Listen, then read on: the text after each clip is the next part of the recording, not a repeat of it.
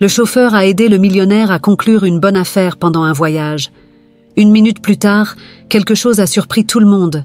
Charles, un homme d'âge moyen avec des cheveux courts et grisonnants, des yeux expressifs et une posture toujours droite, s'habille impeccablement dans son uniforme de chauffeur. Son travail consiste à transporter Arnaud Moreau, un millionnaire arrogant et méprisant, là où il en a besoin.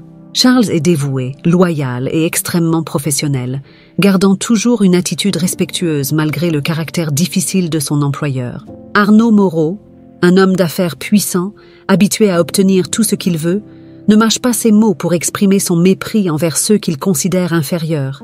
Grand, avec des cheveux foncés et des yeux froids, il dirige avec autorité et dédain. Pour Arnaud, Charles n'est qu'un rouage fonctionnel dans sa vie opulente. Lors d'un voyage d'affaires crucial pour conclure un contrat avec une entreprise étrangère, la tension entre les classes sociales de Charles et Arnaud devient encore plus évidente. En route vers l'aéroport, Arnaud ne cesse de se plaindre des préparatifs du voyage. « Tu ne peux jamais rien faire correctement, Charles », grogne Arnaud en ajustant sa veste coûteuse. « Je ne veux aucun problème lors de ce voyage. »« Je fais de mon mieux, monsieur Moreau », répond calmement Charles, les yeux fixés sur la route devant lui. « Tout est organisé comme vous l'avez demandé. » À leur arrivée à l'aéroport, Charles démontre ses compétences et son intelligence de manière surprenante. Il aide Arnaud à passer rapidement les contrôles de sécurité grâce à des contacts qu'il a sur place. Pendant le voyage, Charles gère les détails logistiques avec précision, depuis la réservation des hôtels jusqu'à la coordination des horaires des réunions. Une situation inattendue se produit lorsque le chauffeur engagé par l'entreprise étrangère ne se présente pas. Arnaud, furieux, commence à perdre son sang-froid. « Comment est-il possible qu'il n'ait une personne pour me chercher ?» explose-t-il. Charles, observant calmement, intervient. « Monsieur Moreau, je peux conduire. » « Je connais bien la ville et je peux garantir que nous arriverons à temps pour votre réunion. » Arnaud le regarde avec méfiance, mais sans beaucoup d'options. Il acquiesce d'un signe de tête. « Fais ce que tu veux, mais ne me fais pas être en retard. » Au volant, Charles navigue dans les rues avec habileté, évitant la circulation et choisissant les meilleurs itinéraires. Non seulement il s'assure qu'Arnaud arrive à l'heure à sa réunion, mais il fournit également des informations précieuses sur les coutumes et pratiques locales, impressionnant ainsi les partenaires étrangers. « Comment sais-tu autant de choses sur cela, Charles ?» demande Arnaud, encore surpris, tandis qu'il se dirige vers la salle de réunion. « Cela fait partie de mon travail, monsieur. »« Être préparé à toute éventualité », répond Charles avec un léger sourire. Bien que Charles ait été essentiel au succès du voyage, Arnaud conserve son attitude arrogante. « Contente-toi de faire ton travail ?» dit-il en sortant sans le remercier. Le soleil se levait sur la ville, illuminant les gratte-ciel et les rues animées. Arnaud Moreau se trouvait dans sa chambre d'hôtel luxueuse, ajustant sa cravate devant le miroir. Aujourd'hui était le jour de la réunion la plus importante de sa carrière. Il espérait conclure un contrat de plusieurs millions qui consoliderait encore davantage son empire d'affaires. Dans le hall de l'hôtel, Charles attendait patiemment, debout à côté de la voiture. Il était attentif à chaque détail, prêt à toute éventualité. La nuit précédente avait été tendue pour lui après avoir reçu un appel urgent concernant un problème à la maison, mais Charles restait concentré sur son devoir. Lorsqu'Arnaud descendit, il semblait plus tendu que jamais. « Charles, allons-y !»« Je ne veux pas perdre 1 minute !» ordonna-t-il. À leur arrivée à l'immeuble de l'entreprise étrangère, un imprévu se produisit. Le traducteur engagé par Arnaud avait eu un accident et ne pouvait pas venir. Arnaud, désespéré, commença à transpirer à grosses gouttes. Sans le traducteur, il ne pourrait pas communiquer efficacement avec les hommes d'affaires étrangers et risquait de perdre l'opportunité de sa vie. « Merde! Comment cela a-t-il pu arriver à ce moment précis ?» Arnaud fulmina, marchant de long en large. « Sans le traducteur, nous sommes perdus. Tout ce que nous avons planifié est ruiné. » Charles, qui observait la situation attentivement, fit un pas en avant. « Monsieur Moreau, je peux vous aider ?» Arnaud regarda Charles avec incrédulité. « Toi, comment pourrais-tu m'aider ? Tu sais parler une autre langue ?»« En fait, oui, » répondit calmement Charles. « Je parle couramment l'anglais et le français. »« Je peux traduire pour vous. » Arnaud, d'abord sceptique, fronça les sourcils. « Comment se fait-il que tu parles ces langues ? » « Tu n'es qu'un chauffeur. » Charles resta impassible. « Et avant de travailler comme chauffeur, J était professeur de langue. Je peux vous assurer que je serai en mesure de vous aider. » Sans beaucoup d'alternatives, Arnaud prit une profonde inspiration et, à contre-cœur, accepta. Très bien, Charles. Nous n'avons pas le choix. Mais si quelque chose tourne mal, c'est ta tête qui en paiera le prix. » La salle de réunion était empreinte de tension et d'attente. Les fenêtres panoramiques offraient une vue imprenable sur la ville, mais personne ne prêtait attention au paysage. Tous les regards étaient tournés vers Charles, le chauffeur qui, de manière inattendue, était devenu l'interprète et la clé du succès de la réunion. Charles, avec sa posture confiante et calme, dirigeait la réunion avec maestria. Sa voix était ferme et claire alors qu'il traduisait chaque mot d'Arnaud pour les investisseurs étrangers. Non seulement il transmettait les informations, mais il réussissait également à capter et à communiquer les subtilités culturelles et émotionnelles des conversations. « Mesdames et messieurs, c'est un plaisir d'être ici aujourd'hui pour discuter de ce partenariat prometteur », commença Charles en traduisant les paroles d'Arnaud. « Je crois que nous pouvons ensemble atteindre de nouveaux sommets de succès. » Les investisseurs, d'abord sceptiques, commencèrent à s'ouvrir et à interagir plus activement. Charles utilisait ses compétences interpersonnelles pour créer un climat de confiance et de coopération, répondant aux questions et éclaircissant les doutes avec précision et intelligence. « Comment percevez-vous le marché actuel en Amérique latine ?» demanda l'un des investisseurs en anglais. Charles sourit et répondit avec aisance, transmettant la réponse d'Arnaud. « Nous croyons qu'il existe un énorme potentiel de croissance, surtout avec les innovations technologiques que nous introduisons. Notre stratégie est axée sur la durabilité et l'expansion responsable. » Arnaud, qui était initialement sous le choc en voyant son chauffeur transformé en un interprète si compétent, observait maintenant Charles avec un regard nouveau. Il voyait la confiance et l'habileté avec lesquelles Charles gérait la situation et commençait à reconnaître qu'il y avait bien plus chez cet homme qu'il n'avait jamais imaginé. La négociation progressait de manière positive, avec Charles facilitant le dialogue et abordant les questions complexes avec une clarté impressionnante. Les investisseurs, visiblement impressionnés, commençaient à voir l'entreprise d'Arnaud avec plus de sérieux et d'intérêt. « Votre interprète est exceptionnel », commenta l'un des investisseurs pendant une pause. « Ah, nous sommes vraiment impressionnés par son niveau de professionnalisme et de compétence. » Arnaud, encore en train de digérer tout cela, répondit avec un léger sourire. « Oui, Charles est vraiment surprenant. » La réunion continua et, après des heures de discussion et de négociation, un consensus fut finalement atteint.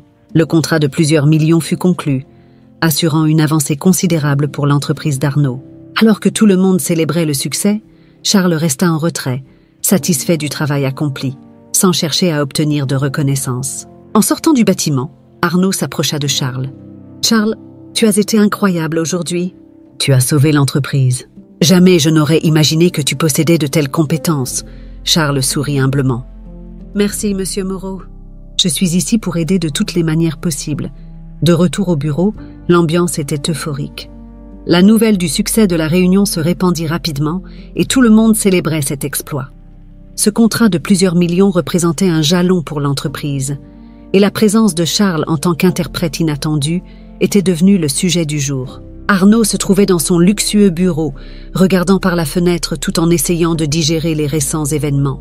Il n'aurait jamais imaginé que son chauffeur, un homme toujours dans l'ombre, pourrait avoir un impact aussi significatif sur les affaires. Après quelques minutes de réflexion, il prit une décision importante.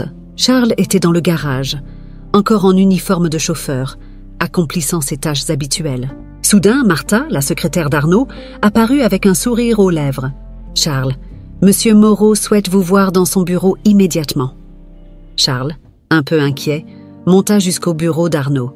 En entrant, il fut accueilli par un regard de considération et de respect qu'il n'avait jamais vu auparavant. « Ah, veuillez vous asseoir, Charles, » dit Arnaud en indiquant une chaise en face de son bureau.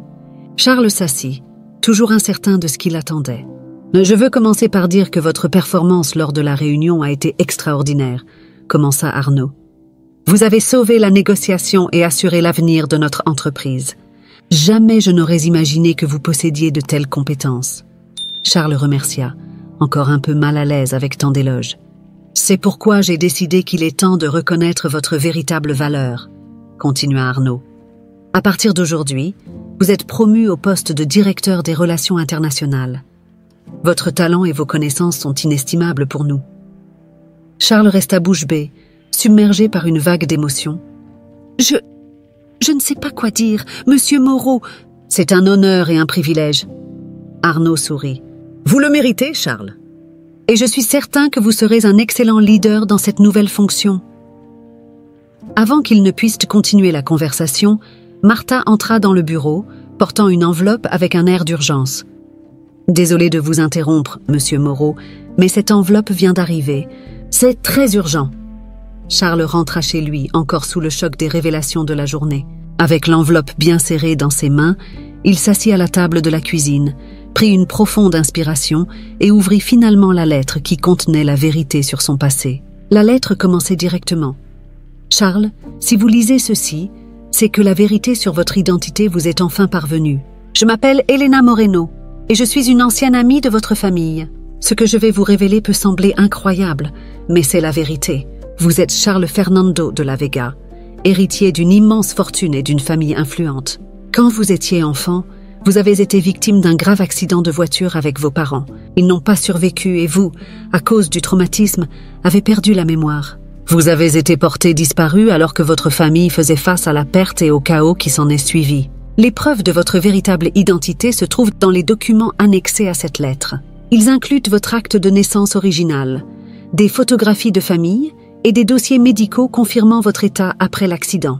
Votre famille n'a jamais cessé de vous chercher, et maintenant, après tant d'années, la vérité est enfin révélée. Je suis désolée que cela vous soit arrivé, mais j'espère que ces informations pourront vous aider à retrouver votre véritable place dans le monde. Sincèrement, Elena Moreno. » Charles était stupéfait. Il examina les documents et les photographies, reconnaissant des fragments de souvenirs oubliés. Les photographies montraient une vie de luxe et de bonheur aux côtés de ses parents, une vie qu'il ne savait pas avoir perdue. Il ne put contenir ses larmes en réalisant l'ampleur des révélations. Ces images, qui lui semblaient autrefois impossibles, prenaient maintenant tout leur sens. Il était vraiment Charles Fernando de la Vega, héritier d'une fortune et d'une famille qu'il aimait profondément.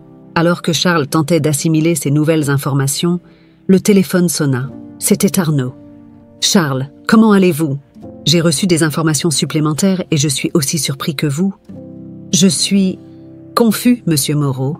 Tout cela est si incroyable. Mais les documents, les preuves, tout semble concorder, » répondit Charles, encore sous le choc. « Je comprends. Cela change tout, » dit Arnaud, réfléchissant aux implications. « Ah, si vous avez besoin de quoi que ce soit, je suis là. Et si vous avez besoin de temps pour digérer tout cela, vous avez mon soutien total. Merci, Monsieur Moreau. Cela signifie beaucoup pour moi, » répondit Charles, ému par la compréhension de son patron. Après avoir raccroché, Charles se rassit, regardant les photographies et les documents étalés sur la table. Il savait que sa vie était sur le point de changer de manière radicale. Il devait retrouver sa famille et en apprendre plus sur son passé. En même temps, il devait s'adapter à sa nouvelle position dans l'entreprise et au nouveau rôle qu'il aurait dans la société. Charles passa la nuit sans fermer l'œil, les yeux rivés sur les photographies et les documents confirmant sa véritable identité. Tandis qu'il examinait chaque détail, des fragments de mémoire commencèrent à émerger, comme de petits rayons de lumière perçant l'obscurité. Il se rappela un vaste jardin fleuri où il jouait quand il était enfant. Il se remémora les visages souriants de ses parents et le son du rire de sa mère. Des images d'un manoir imposant et d'une vie entourée de luxe et d'amour commencèrent à prendre forme dans son esprit. Les souvenirs, autrefois flous, devenaient maintenant plus nets. Pendant ce temps, Arnaud, intrigué et préoccupé par la révélation de la véritable identité de Charles, décida de mener sa propre enquête. Il engagea un détective privé pour en apprendre davantage sur la famille de Charles et sur l'accident qui avait conduit à son amnésie. Quelques jours plus tard, le détective revint avec des informations surprenantes. Arnaud était assis dans son bureau lorsqu'il reçut le rapport détaillé. « Monsieur Moreau, ce que nous avons découvert est assez choquant, » commença le détective. Et la famille de Charles, les de la Vega, était l'une des familles les plus influentes du pays. L'accident qui a coûté la vie à ses parents et provoqué l'amnésie de Charles était considéré comme suspect à l'époque. Arnaud fronça les sourcils. « Suspect. Que voulez-vous dire ?» Le rapport de police de l'époque mentionne qu'il y avait des signes de manipulation des freins de la voiture. Une enquête a été menée, mais ils n'ont jamais abouti à une conclusion définitive. La famille croyait avoir été la cible d'une tentative de sabotage, probablement en raison d'une rivalité d'affaires ou d'une vengeance personnelle. Arnaud resta silencieux un moment, absorbant l'information. « Vous êtes en train de me dire que l'accident N n'était peut-être pas un accident ?» « Exactement. Il y a beaucoup de questions sans réponse. De plus, Il semble qu'il y ait eu des conflits internes au sein de la famille concernant l'héritage et le contrôle des affaires des de la Vega. Il est possible que cela soit lié à ce qui s'est passé. Arnaud remercia l'enquêteur et réfléchit à ces nouvelles informations. Il savait qu'il devait tout dire à Charles, mais il voulait le faire de manière appropriée, sans causer plus de traumatisme. Il décida d'attendre que Charles soit plus stable émotionnellement avant de partager ses détails. Charles, de son côté, était chez lui, essayant de traiter ses nouvelles mémoires. Il décida de visiter l'endroit où l'accident s'était produit, espérant que cela pourrait apporter plus de clarté. Il se rendit sur une route de campagne où, selon les documents, la voiture de sa famille avait perdu le contrôle. En arrivant sur place, il ressentit une vague émotion. L'endroit lui semblait familier et, en se promenant dans les environs, d'autres souvenirs refirent surface. Il se souvint de la voiture qui tournoyait, du cri de sa mère et de la sensation d'impuissance alors que tout devenait noir. Avec ces souvenirs douloureux, Charles réalisa qu'il n'avait pas seulement perdu ses parents, mais qu'il avait également été la cible de quelque chose de bien plus sinistre. Il retourna à la voiture, déterminé à découvrir toute la vérité sur ce qui s'était réellement passé ce jour fatidique. De retour au bureau, Arnaud appela Charles. « Charles, il faut qu'on parle. Il y a des choses que vous devez savoir. » Charles, sentant la gravité dans la voix d'Arnaud, répondit « Je serai là dans peu de temps. » À son arrivée au bureau, Arnaud lui expliqua ce qu'il avait découvert. « Charles, l'accident qui a tué vos parents pourrait ne pas avoir été un accident. Il y a des indices montrant que les freins de la voiture ont été sabotés. » Charles pâlit, ressentant un frisson glacé le parcourir. « Alors, quelqu'un voulait tuer ma famille ? » ?»« C'est possible, » répondit Arnaud. « Et il semble qu'il y ait eu des querelles internes dans votre famille au sujet de l'héritage et des affaires. Nous devons enquêter là-dessus plus en profondeur. » Charles, désormais plus déterminé que jamais, répondit « Oui, il le faut. Je ne me reposerai pas tant que je n'aurai pas découvert toute la vérité. » Avec cette nouvelle mission en tête, Charles et Arnaud savaient qu'ils ne faisaient que commencer à déterrer les sombres secrets du passé. La quête de réponse promettait d'être longue et dangereuse, mais Charles était prêt à affronter n'importe quel défi pour enfin connaître sa véritable histoire et rendre justice à ses parents. La nouvelle selon laquelle Charles Fernando de la Vega était vivant et avait été retrouvé commença à se répandre rapidement parmi les membres de la famille de la Vega. Le retour de l'héritier perdu provoqua une vague de réactions variées, allant de la joie et du soulagement à la peur et au ressentiment. Charles, maintenant conscient de sa véritable identité, devait faire face à ses émotions conflictuelles tout en essayant de s'adapter à sa nouvelle réalité. Dans le grand manoir des de la Vega, les réactions étaient diverses. Madeleine, la matriarche de la famille et tante de Charles, fut émue d'apprendre que son neveu était vivant. « Charles, mon cher, c'est vraiment toi ?» demanda Madeleine les larmes aux yeux lorsque Charles arriva au manoir. « Je savais que tu étais vivant. Je n'ai jamais perdu espoir. »« Oui, tante Madeleine, c'est bien moi. » répondit Charles en la serrant affectueusement dans ses bras. « J'essaie encore de comprendre tout ça, mais ça fait du bien d'être de retour. » Tandis que Madeleine était sincèrement heureuse, d'autres membres de la famille ne partageaient pas ce sentiment. Philippe, le cousin de Charles et actuel gestionnaire des affaires familiales, était inquiet du retour du véritable héritier. Il savait que cela pourrait menacer sa position et le contrôle qu'il exerçait sur la fortune des de la Vega. « Alors, le bâtard est finalement revenu », murmura Philippe pour lui-même. « Ça va tout compliquer. » Lors d'un dîner de famille, les tensions devinrent palpables. Madeleine tentait de maintenir une atmosphère légère, mais les discussions échauffèrent inévitablement. « Maintenant que Charles est de retour, nous devons discuter de la manière dont il s'intégrera dans les affaires familiales, » dit Madeleine en regardant tous les convives. « Faut s'intégrer dans les affaires, » répondit Philippe avec un sourire forcé. Hélène n'était même pas là pendant les 20 dernières années. Comment pouvons-nous simplement le mettre aux commandes ? Philippe, il est l'héritier légitime, répliqua fermement Madeleine. Et il a tout à fait le droit d'être impliqué. Charles, sentant le poids de la tension, intervint. Je ne suis pas ici pour créer des problèmes. Je veux simplement comprendre ma véritable histoire et trouver ma place dans la famille. Mais les intrigues ne s'arrêtèrent pas là. Aline, une cousine éloignée qui avait toujours ressenti de la jalousie envers Charles à cause de la préférence des de la Vega pour lui, avait aussi ses propres plans. Elle voyait dans le retour de Charles une opportunité de manipuler la situation à son avantage. « Eh bien, Charles, peut-être pourrions-nous travailler ensemble ?» dit Aline en s'approchant de lui après le dîner. « Après tout, nous avons beaucoup à rattraper, n'est-ce pas ?» Alors que Charles tentait de naviguer dans cette nouvelle dynamique familiale, Arnaud restait également vigilant. Il savait que le retour de Charles n'affectait pas seulement la famille, mais pouvait aussi avoir un impact sur ses propres affaires et alliances. « Charles, vous devez être prudent », conseilla Arnaud lors de l'une de leurs conversations. « À tout le monde dans votre famille n'est pas heureux de votre retour. Il y a beaucoup en jeu et vous devez être prêt à relever tous les défis. » Charles hocha la tête, reconnaissant la sagesse des paroles d'Arnaud. Il savait que la quête pour découvrir la vérité sur son passé et trouver sa place au sein de la famille de la Vega serait parsemée de défis et de trahisons. Déterminé à surmonter les obstacles, Charles commença à enquêter plus profondément sur les intrigues familiales. Il rencontra d'anciens amis et alliés de ses parents, essayant de reconstituer le puzzle de sa véritable histoire. Pendant ce temps, Madeleine commença à révéler des secrets longtemps gardés sur la nuit de l'accident. « Il y avait beaucoup de gens qui voulaient voir notre famille détruite, Charles, dit-elle. Nous devons découvrir qui est derrière tout cela. » À chaque nouvelle découverte, Charles se rapprochait un peu plus de la vérité. Il savait qu'il devait être prudent, car chaque faux pas pouvait être dangereux.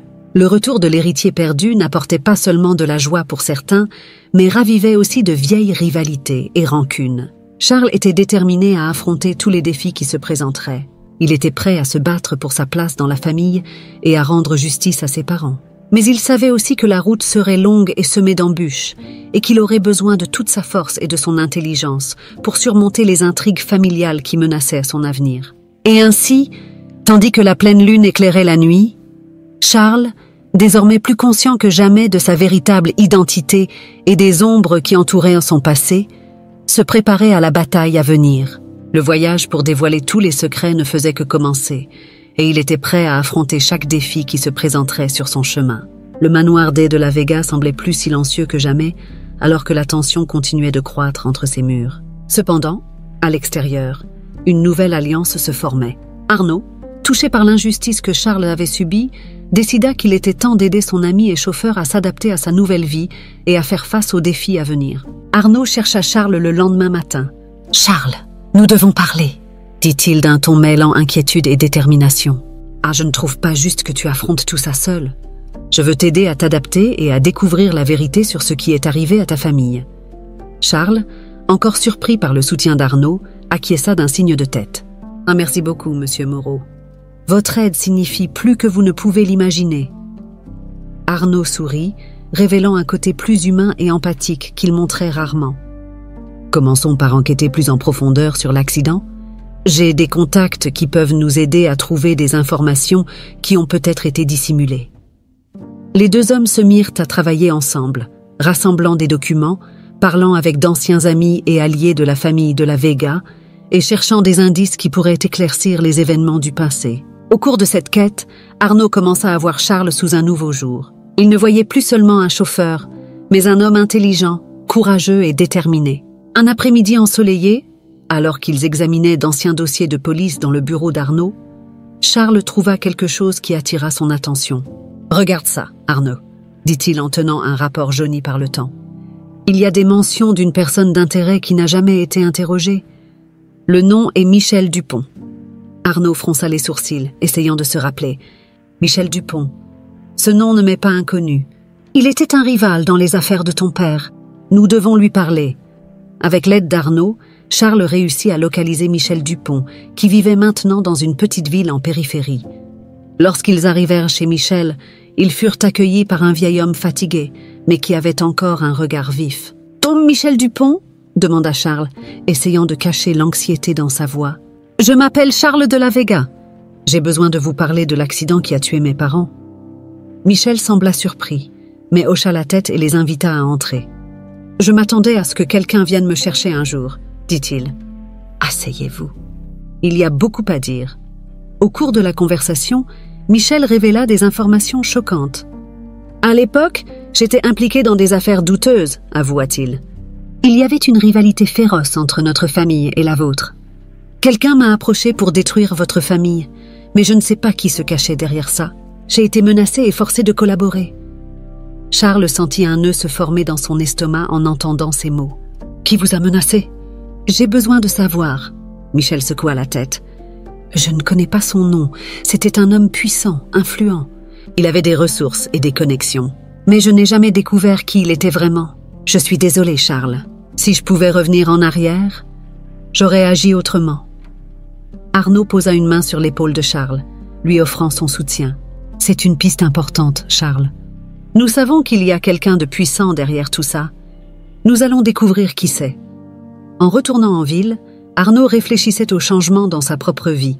« Et tu sais, Charles, commença-t-il, cette enquête m'a fait réaliser beaucoup de choses.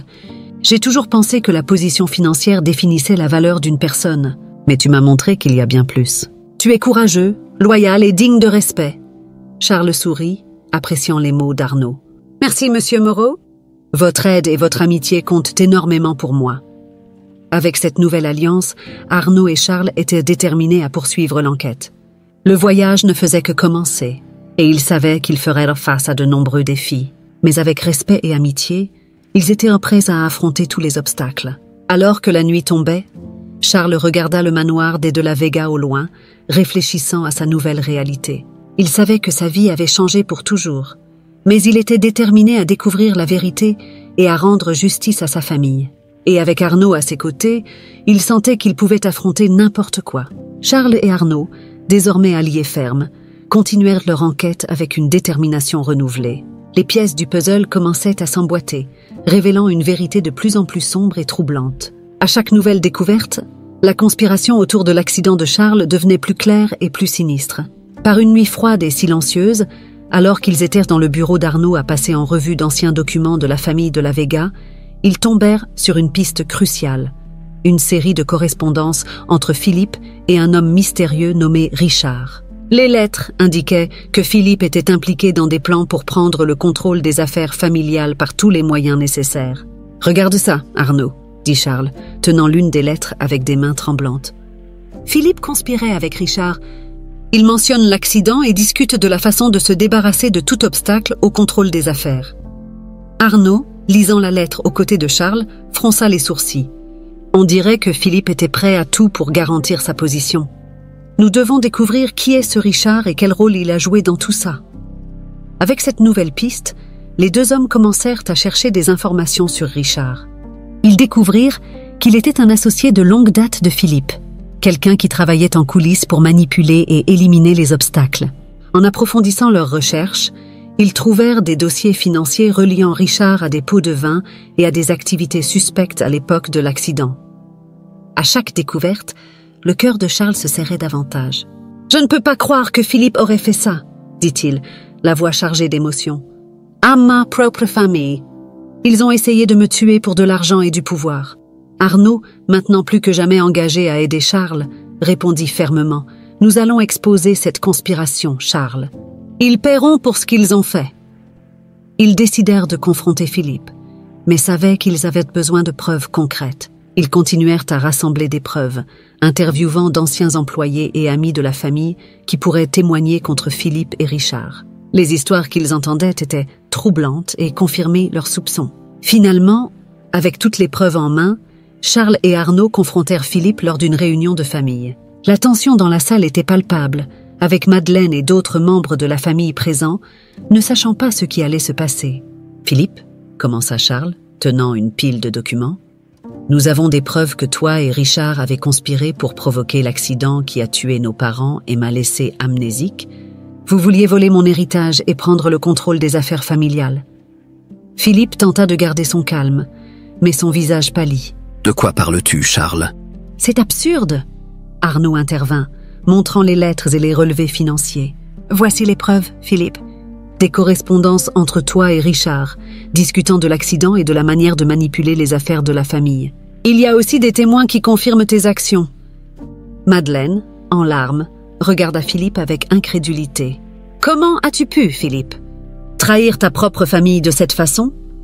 Philippe, se voyant acculé, finit par craquer. « Oui, je l'ai fait, mais je n'étais pas seul. D'autres voulaient voir les De la Vega tomber. Richard n'est pas le seul. » La révélation de Philippe ne fit qu'accroître la détermination de Charles à obtenir justice. « Tu paieras pour tes crimes, Philippe. Et tous ceux qui sont impliqués aussi. » Arnaud, posant une main sur l'épaule de Charles, affirma « Tu n'es pas seul là-dedans. Nous allons porter ça aux autorités et faire en sorte que tous les responsables soient punis. » Charles, désormais plus déterminé que jamais, commença à planifier la confrontation avec les membres traîtres de sa famille. La trahison de Philippe et de Richard N était que le début. Charles savait qu'il y avait d'autres complices, et il était résolu à exposer toute la conspiration et à récupérer ce qui lui revenait de droit. Avec le soutien indéfectible d'Arnaud, Charles passa des jours à examiner les preuves, à consolider les témoignages et à chercher des alliés au sein et en dehors de la famille. Arnaud, avec son expérience et ses contacts, réussit à réunir une équipe d'avocats et de détectives privés pour aider à la préparation. « Nous devons nous assurer que toutes les preuves sont irréfutables », dit Arnaud, alors qu'ils examinaient un dossier de documents dans le bureau. « Il ne faut laisser aucune faille pour qu'ils s'en sortent. » Charles acquiesça, ressentant toujours ce mélange de colère et de détermination bouillir en lui. « Ils paieront pour ce qu'ils ont fait, Arnaud. Je ne me reposerai pas tant que justice ne sera pas rendue. » Les deux amis savaient que la confrontation serait tendue et potentiellement dangereuse. Charles commença à rencontrer des membres de la famille qui n'étaient pas encore au courant de toute la vérité, cherchant du soutien et les préparant à ce qui allait arriver. Madeleine fut l'un des piliers les plus solides de Charles, fournissant non seulement un soutien émotionnel, mais aussi des informations précieuses sur la dynamique familiale. « Tu dois être prêt à tout, Charles », dit Madeleine un soir, alors qu'ils prenaient le thé dans le salon du manoir. « Ceux qui ont trahi notre famille sont capables de tout pour protéger leurs secrets et conserver le pouvoir. »« Merci, tante Madeleine », répondit Charles, lui serrant la main avec tendresse. « Ton soutien signifie beaucoup pour moi. » Chaque jour qui passait augmentait la tension. Charles et Arnaud savaient qu'ils approchaient du moment de vérité. Ils décidèrent de convoquer une réunion de famille où Charles présenterait les preuves et exigerait justice. La veille de la réunion, Charles se sentait tiraillé entre la colère de ce qu'on lui avait fait et le profond désir de justice pour sa famille. Arnaud, sentant la tension chez son ami, essaya de le réconforter. « Charles, souviens-toi que tu n'es pas seul dans cette affaire, » dit Arnaud. « Nous sommes tous à tes côtés. Nous allons affronter cela ensemble. » Charles sourit, reconnaissant pour l'amitié et le soutien d'Arnaud. « Merci, Arnaud. Faisons-le. » Le jour de la réunion, le manoir de la Vega était imprégné d'une tension palpable. Les membres de la famille S étaient réunis dans la grande salle de réunion, beaucoup ne sachant pas à quoi s'attendre. Philippe, maintenant en résidence surveillée en attendant son procès, était absent, mais ses alliés étaient les présents, essayant de maintenir une façade d'innocence. Le matin était enveloppé d'un silence tendu, alors que le manoir de la Vega se préparait pour l'événement le plus important de son histoire récente. Charles, accompagné d'Arnaud et de ses nouveaux alliés, était prêt à affronter les traîtres de sa famille. La salle de réunion était bondée, tous les regards étaient fixés sur Charles, attendant avec impatience ce qui allait être révélé. Charles, vêtu d'un costume impeccable et avec une posture ferme, entra dans la salle aux côtés d'Arnaud. Madeleine et d'autres soutiens fidèles étaient derrière eux, prêts à offrir leur aide. Les traîtres, y compris certains cousins et oncles qui avaient profité de la conspiration, attendaient nerveusement, réalisant que la vérité allait bientôt éclater. « Aujourd'hui, nous sommes ici pour mettre en lumière la vérité qui a été cachée pendant si longtemps, » commença Charles, sa voix résonnant dans toute la salle. « Pendant des années, j'ai été victime d'une conspiration visant à détruire ma famille et à voler notre héritage.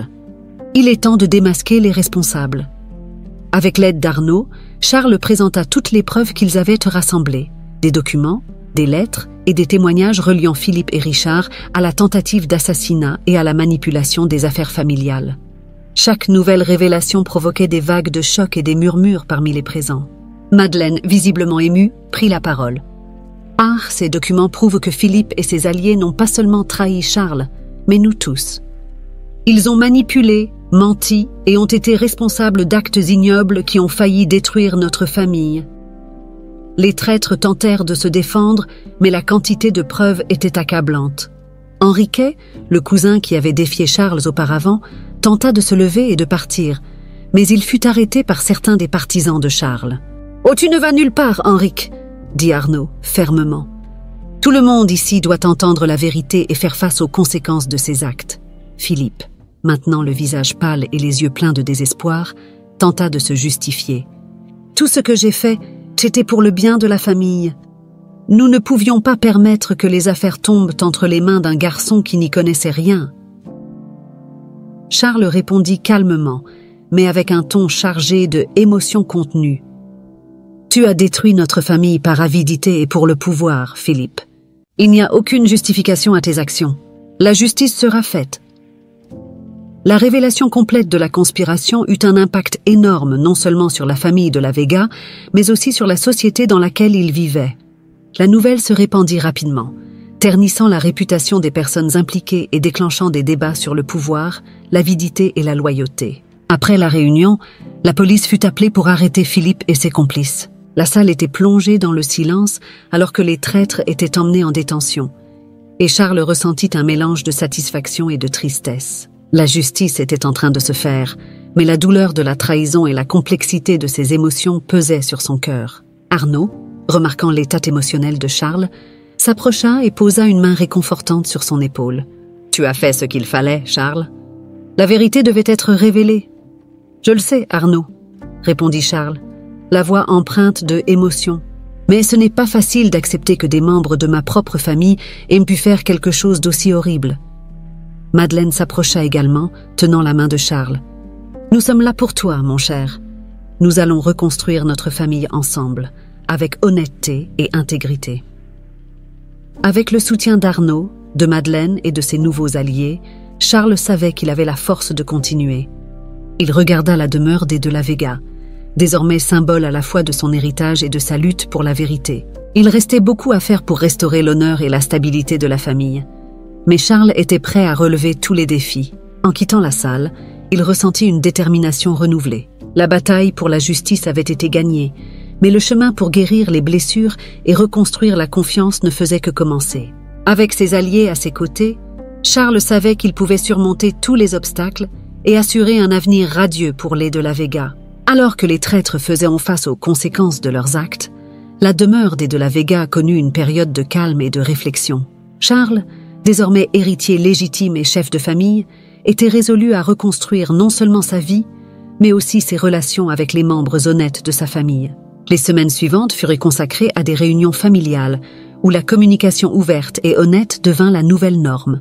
Madeleine, toujours figure maternelle et de soutien, aida à faciliter le processus de guérison et de réconciliation. « Charles, nous devons travailler ensemble pour reconstruire la confiance et l'unité de notre famille », dit Madeleine lors de l'une de ces réunions. « Ce qui s'est passé a été terrible, mais nous pouvons en sortir plus forts. »« Je suis d'accord, tante, » répondit Charles. « Nous veillerons à ce que les erreurs du passé ne se répètent pas et que notre famille devienne un exemple d'intégrité et de solidarité. » Tandis que Charles se consacrait à la réconciliation familiale, Arnaud, transformé par l'expérience, devint un véritable ami et mentor pour lui.